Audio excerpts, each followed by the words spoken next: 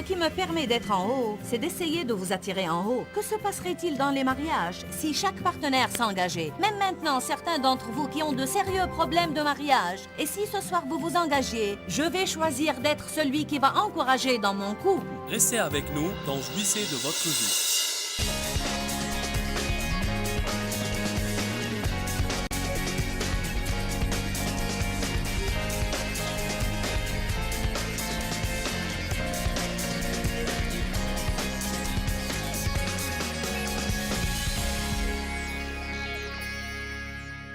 Nous sommes transformés de gloire en gloire en gloire.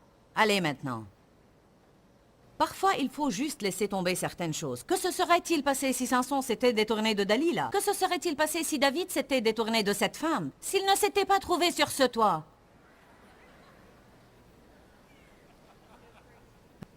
Premièrement, la Bible nous dit qu'au temps où les rois se mettaient en campagne, David se promenait sur son toit.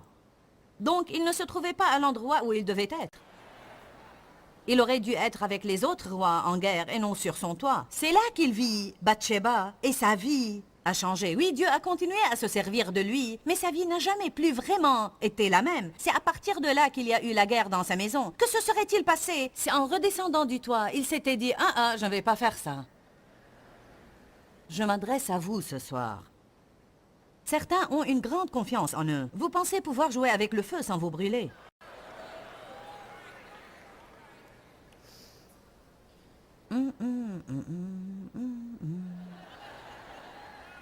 Les émotions doivent être restaurées et remises à leur place, et je vais le répéter, sur le siège arrière, lors de prise de décision. Il faut que notre âme soit restaurée. Prenons Matthieu 26, 39. Parlons de la volonté des hommes pour quelques minutes.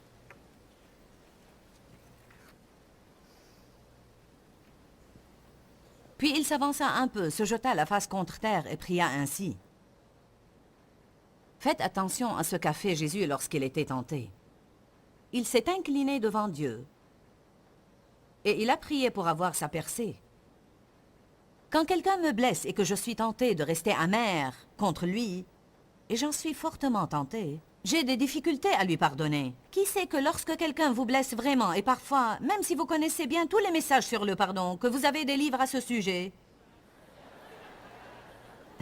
et si vous en avez fait vous-même une étude biblique, vous pouvez même avoir prêché le message. Mais qui sait que quand quelqu'un vous blesse, vous avez toujours à travailler sur cela, avancer et recevoir la grâce de Dieu pour pouvoir faire ce qu'en fait la parole de Dieu dit. Amen. Je suis déterminée à ne pas vivre dans le non-pardon, parce que je sais que cela empoisonnera ma vie. Haïr quelqu'un, c'est comme prendre du poison, espérant la mort de son ennemi. Ce qui est plutôt stupide. Je ne vais pas passer ma vie à haïr quelqu'un qui continue sa vie comme si de rien n'était. Et quand on arrive à un haut niveau d'amertume, de ressentiment et de non-pardon, notre tête est impliquée, nos émotions sont impliquées et notre volonté aussi. Nous allons voir attentivement ce qu'a fait Jésus quand il a été tenté de se soustraire à la volonté de Dieu, de ne pas faire la volonté de Dieu. Vous pensez que Jésus n'a pas eu la tentation d'éviter la croix? Aussi, il l'a eu. Le verset 39 dit « Puis il s'avança un peu, se jeta la face contre terre et pria ainsi. Mon Père, s'il est possible, que cette coupe s'éloigne de moi. Toutefois, non pas comme je veux, pas ce que je désire, mais comme tu veux, toi. »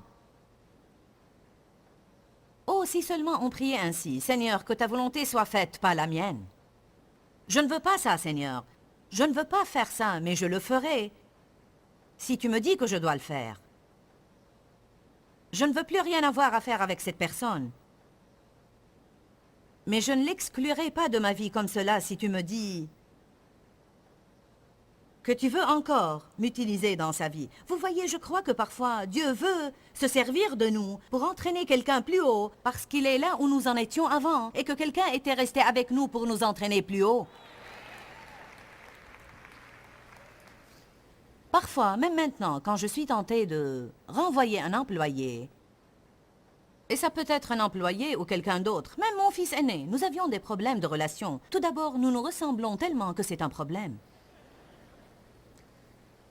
C'est tout simplement que nous ne nous entendions pas.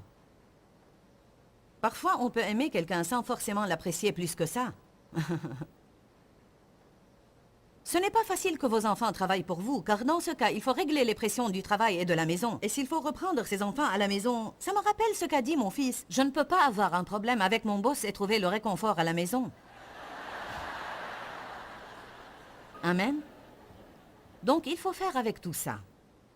On a dû passer par des tas de choses avec notre fils aîné, et on l'a même menacé d'être renvoyé du travail. Et un jour, alors que j'allais au travail, je me disais « Je ne peux plus supporter cela, Seigneur, c'est fini !»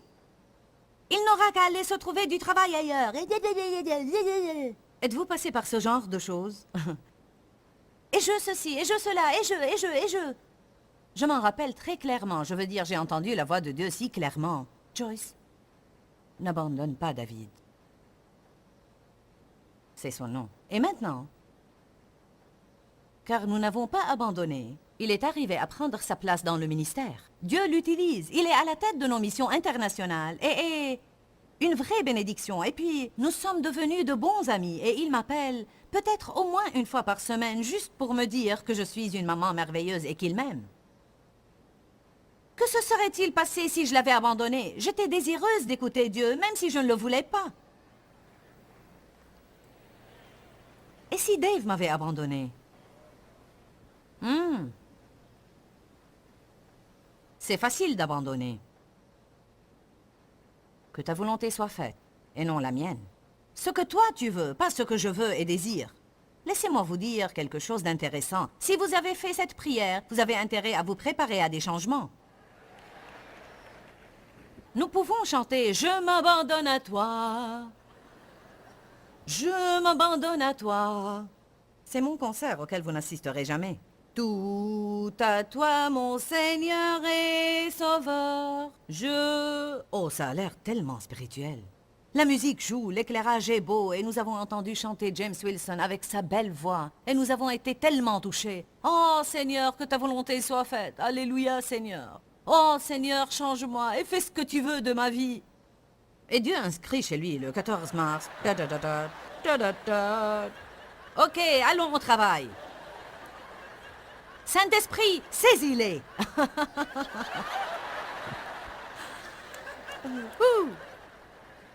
Tu les as entendus? Et voilà que le jour suivant, Dieu vous demande de faire une chose que vous ne voulez pas faire ou vous demande d'abandonner une petite chose. Disons d'augmenter votre offrande jusqu'à 10 $ au lieu de 5 et c'est comme si... Ah!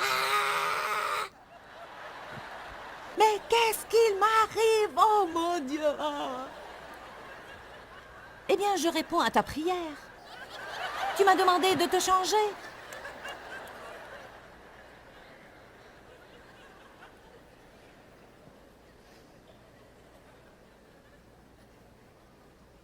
Seigneur, si tu le peux, éloigne cette coupe de moi. Mais sinon, que ta volonté soit faite, et non la mienne. Et en ce qui concerne une âme blessée, regardez le psaume 42. Psaume 42, versets 5 et 6. Pourquoi t'as battu mon âme? Pourquoi tu es désolé et tu te plains de ton sort? Attends-toi à Dieu, car je le célébrerai encore pour son salut. Que chacun dise abattu. Une autre traduction dit « Pourquoi es-tu si abattu, ô mon âme? Mets ton espoir en Dieu. » Il parle de dépression. Il parle de découragement. Au verset 6, nous lisons « Ô mon Dieu, mon âme est abattue au-dedans de moi, et pour moi ce fardeau est plus que je n'en peux supporter. » David parlait en termes de moutons et de bergers. Donc David disait beaucoup de choses parce qu'il était berger. Il avait l'habitude de prendre soin des moutons. Et c'est intéressant de voir qu'en étudiant ce qui concerne les moutons, en me préparant pour ces réunions, j'ai découvert que cette expression abattue est effectivement un état dans lequel les moutons se trouvent. Si un berger ne trouve pas un de ses moutons, une des premières choses qu'il fait est d'aller voir si son mouton n'est pas ce qu'on appelle abattu, ce qui veut dire qu'il est tombé sur le dos et qu'il ne peut pas se relever tout seul. Parce qu'en général, si un mouton tombe et se retrouve sur le dos, il ne peut vraiment pas se relever, à moins que le berger ne l'aide. Et s'il reste sur le dos trop longtemps et que le berger ne le trouve pas pour l'aider, il mourra. Jésus est notre gloire et celui qui relève notre tête. Satan veut que nous soyons abattus, découragés, déprimés, désespérés, malades. Mais Jésus est toujours à la recherche des brebis qui sont abattues pour qu'il les aide à se relever et à se remettre sur leurs pieds, pour restaurer leurs âmes et pour les remettre en marche avec le reste du troupeau. J'aime ça. En fait, il est dit que quelques brebis sont reconnues pour être plus abattues que d'autres. Ce qui est vrai, il y a des personnes qui succombent plus facilement au découragement et à la dépression que d'autres personnes. Ce soir, je vais donner à toute personne dans ce lieu et à toute personne regardant cette émission à travers quelque média que ce soit, télé, radio, cassette d'enseignement, je vais vous donner un ministère. Quelques-uns disent, Seigneur, quel est mon ministère? Vous avez posé cette question? Quel est mon ministère? Eh bien, il y a 2 ministères que chacun de nous a. Vous pouvez en avoir d'autres, mais il y en a 2 que Dieu donne à chaque personne de nous. Le ministère d'intercession et le ministère de réconciliation. Ce qui veut dire aider les autres à entrer en relation avec Dieu, les aider à rester en relation avec Dieu. Et une des clés pour aider les autres à persévérer dans leur marche avec Dieu se trouve dans le ministère d'encouragement.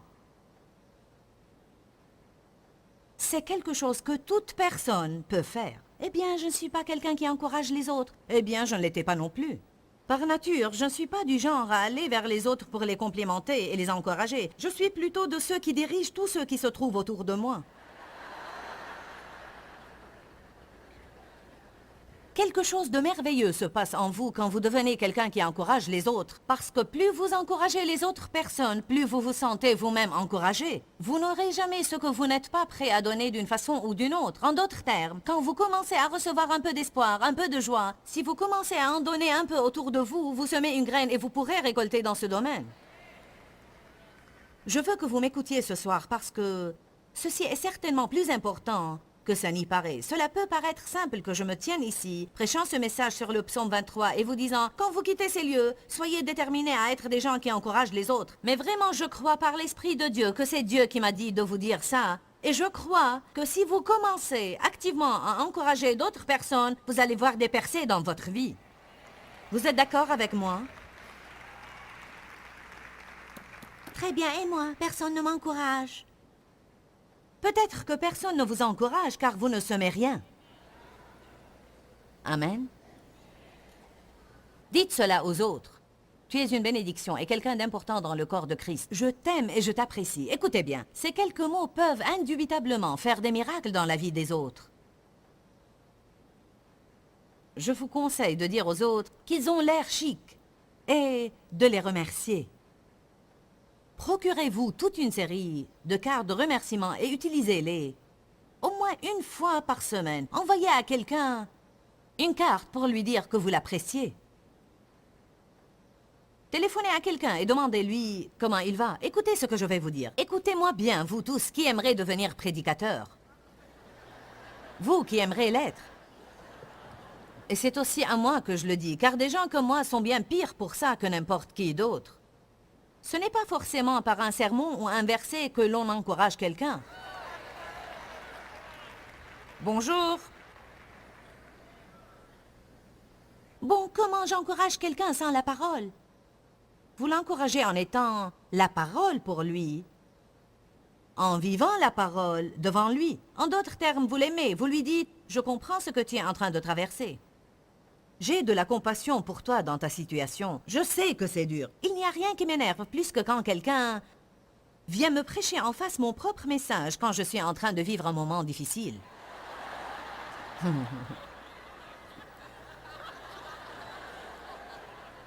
Hey, qui parmi vous me comprend? C'est comme, je sais, je l'ai prêché moi-même. Il y a un temps pour partager la parole avec les autres et un temps pour prendre quelqu'un entre les quatre yeux et lui dire « Bon, écoute, ce que tu dis à tout le monde, tu as aussi besoin de le vivre. » J'ai vécu des moments où mon mari a fait cela pour moi et c'était juste, et j'en avais besoin, surtout si je suis blessée. Si mon comportement n'est pas juste, là, ce n'est pas la même chose. J'aurais plutôt besoin d'une parole pour me reprendre. Mais si je suis blessée émotionnellement, si quelque chose s'est produit dans ma vie et je suis blessée, ce dont j'ai besoin, c'est qu'on me prenne dans les bras. J'ai besoin que quelqu'un me dise « Je comprends ». Peut-être que parfois vous avez simplement besoin de pleurer avec quelqu'un. Parfois, le plus grand réconfort que vous pouvez apporter à quelqu'un, c'est d'être avec lui. Allez maintenant. Ne dites pas seulement aux autres ce qu'ils font de travers sans jamais leur dire ce qu'ils font de bon. Ce que l'on doit faire, c'est relever les autres. Trouver ceux qui ne peuvent pas se relever tout seuls. Ceux qui ont été abattus. Et nous devons les remettre debout. Allez à Galates 6. Ce verset m'a beaucoup parlé dans différentes situations. Il nous parle de la façon dont nous devons aider les gens qui ont des problèmes. Et franchement, je pense que dans l'Église, parfois, on a un problème pour savoir comment s'occuper de ceux qui ont des problèmes. Et certains disent, l'Église met dehors les blessés. Amen. Peut-être vous allez régulièrement à l'église avec quelqu'un qui a un problème et vous le condamnez pour cela et vous dites « Je croyais que tu avais dépassé ce stade, mais il suffit que quelqu'un vienne d'une autre église avec ce même problème et parce que c'est quelqu'un de nouveau, tout à coup, vous êtes prêt à l'aider. »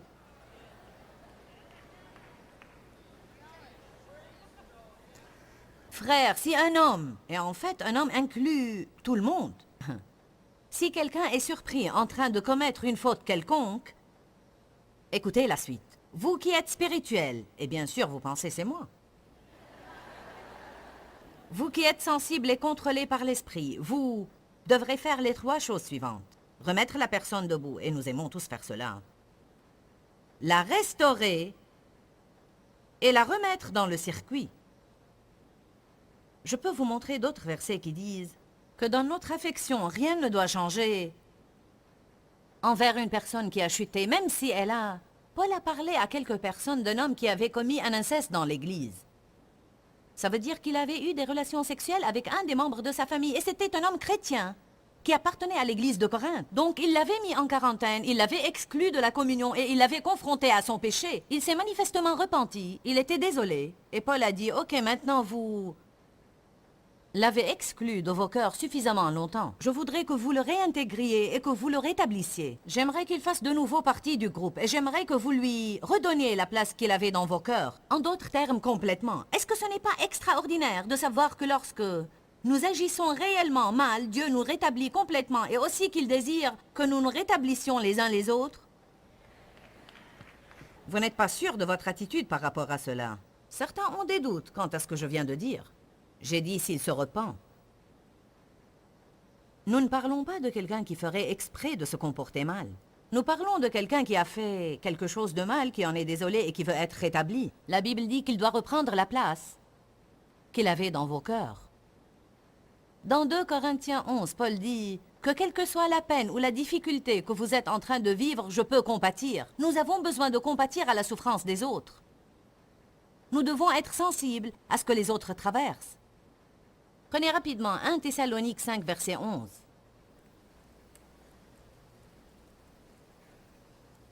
Encourager, édifier, exhorter. Le mot exhorter signifie aider les autres à atteindre le niveau supérieur, les aider à être tout ce qu'ils peuvent être. Qu'est-ce que je fais quand je me tiens debout et que je vous dis que vous avez un bon avenir?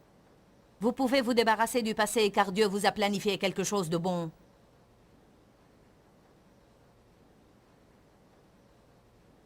Thessaloniciens 5:11. Ainsi donc, encouragez-vous, exhortez-vous les uns les autres et fortifiez-vous et édifiez-vous les uns les autres comme vous le faites déjà. Il restaure notre âme. Il veut travailler dans nos vies. Une partie de cette restauration de notre âme se passe quand nous nous tournons vers les autres. Ce qui me permet de ne pas être abattu tout le temps, c'est de m'assurer que vous ne l'êtes pas. Ce qui me permet d'être en haut, c'est d'essayer de vous attirer en haut. Que se passerait-il dans les mariages si chaque partenaire s'engageait? Même maintenant, certains d'entre vous qui ont de sérieux problèmes de mariage. Et si ce soir vous vous engagiez, je vais choisir d'être celui qui va encourager dans mon couple.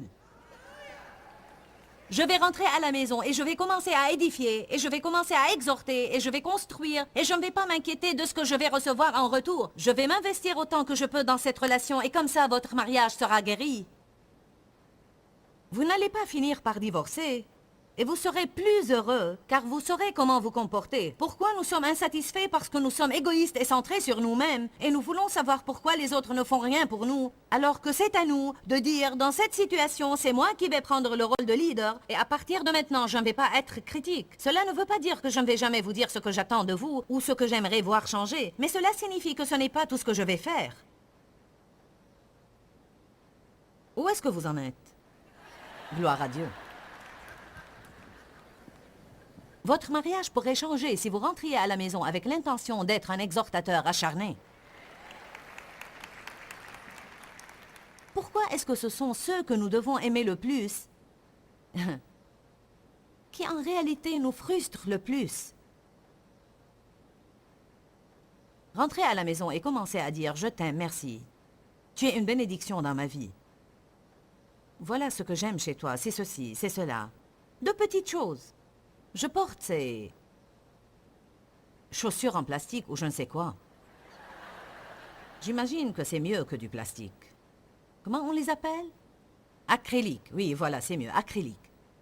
C'est celles que je porte le plus parce qu'elles ne me font pas mal aux pieds. Mais celle-ci, c'est une paire toute neuve. Et je l'ai mise ce soir. J'ai eu une opération aux orteils en décembre. On m'a enlevé des corps et je suis encore en convalescence. Donc je les ai mises. Ce soir, elles me font mal aux pieds. Et ce n'est rien. Mais si vous leur donnez un coup de sèche-cheveux et vous les réchauffez avant de les enfiler, elles s'étirent et se font à vos pieds.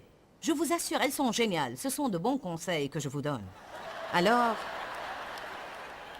à peu près 90% de mes chaussures ont de l'acrylique sur elles quelque part parce que je marche sans arrêt. Ça m'est vraiment d'une grande aide. Enfin, mon mari a dit, car elles me faisaient tellement mal que je n'allais pas pouvoir les mettre. Il a dit donc, donne-les-moi, je vais te les faire chauffer. Il s'est donc assis avec son costume. Il a pris le sèche-cheveux et l'a passé sur mes chaussures pour les chauffer et puis me les a rendues et puis elles se sont faites à mes pieds. Est-ce que ce n'était pas gentil à Dave de faire ça?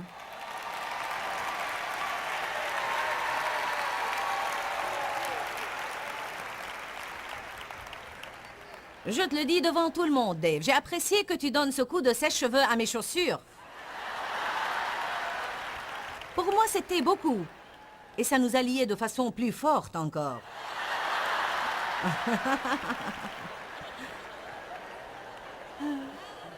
Et vous savez, c'est la vérité. Si vous commencez à faire de petites choses pour les gens comme celle-ci, ça vous liera à eux de façon plus forte. Et je vais vous laisser avec cette pensée de Jean 13, où Jésus a donné un bon exemple à ses disciples, quand il a mis la serviette de serviteur et leur a lavé les pieds. Quand il est arrivé à Pierre, Pierre a dit « Tu ne me laveras jamais les pieds ». Écoutez bien ce que Jésus a dit. « Si je ne te lave pas les pieds, alors tu n'as pas de part avec moi ».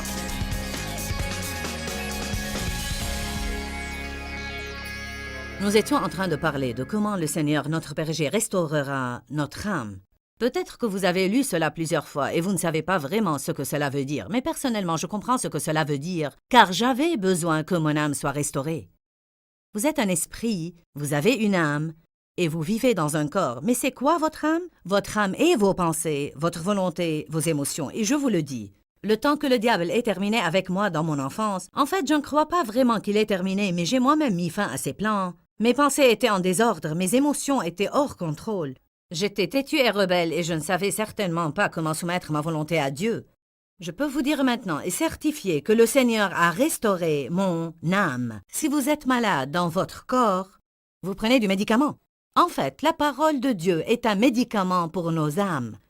Si vous avez des problèmes dans votre intérieur, vos émotions ont besoin d'être touchées par Dieu, vos pensées ont besoin d'être touchées, votre volonté a besoin d'être touchée par Dieu, peut-être vous êtes têtu et rebelle. Laissez la parole de Dieu pénétrer en votre fort intérieur et vous guérir. N'oubliez pas que nous vous aimons. Que Dieu vous bénisse et demeurez dans la parole.